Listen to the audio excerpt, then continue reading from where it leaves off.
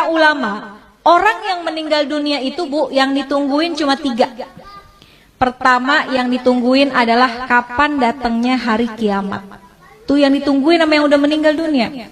Kalau orang yang meninggal dunia orang soleh, ahli ibadah, sekalipun wafatnya udah puluhan tahun, ratusan tahun, tapi ketika dia di dalam kubur rasanya kayak cepet banget, nggak terasa.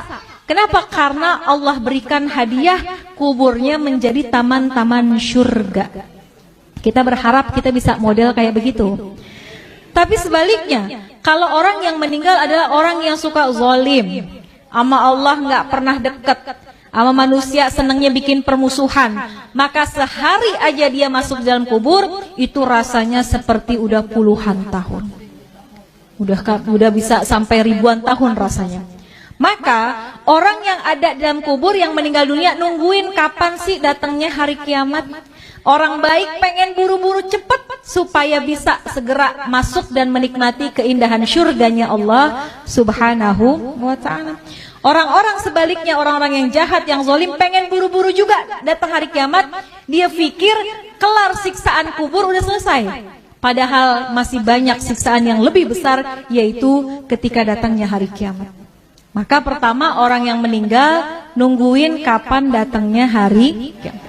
Yang kedua, orang yang sudah meninggal kata ulama yang ditungguin kiriman doa dari yang masih hidup.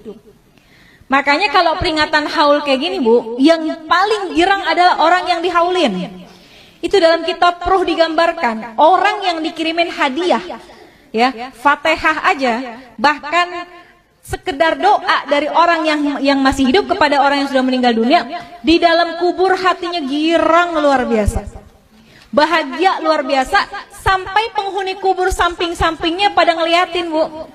Kayak orang lagi di pesantren, ditengokin sama orang tuanya dibawain makanan, kan teman-temannya pada ngeliatin tuh ya.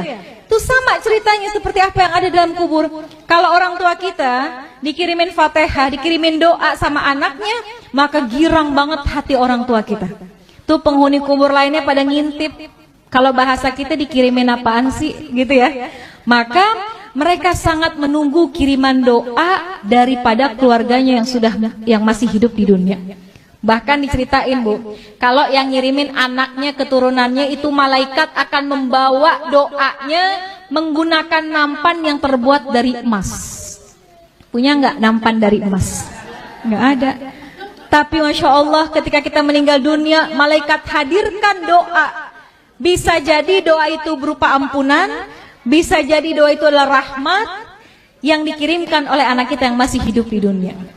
Maka yang ditunggu-tunggu itu doa. Makanya Bu, kenapa kita penting banget punya anak yang ngerti agama, supaya ketika kita meninggal dunia, Fatihah nggak lepas dari lisannya. Yasin yang dibaca dikirimkan pahalanya buat kita.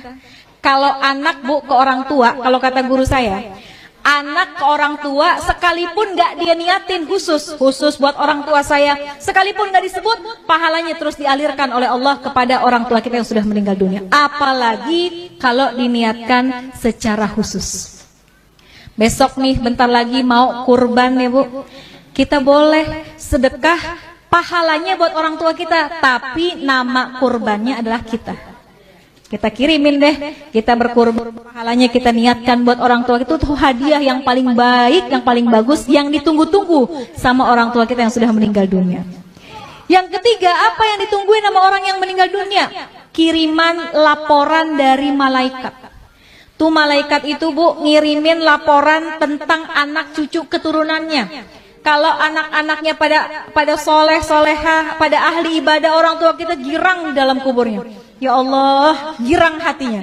Tapi kalau yang disampaikan oleh malaikat, anak-anaknya pada berantem, anak-anaknya ninggalin sholat, anak-anaknya pada nggak akur satu sama lain, itu juga berita itu akan sampai kepada orang tua kita.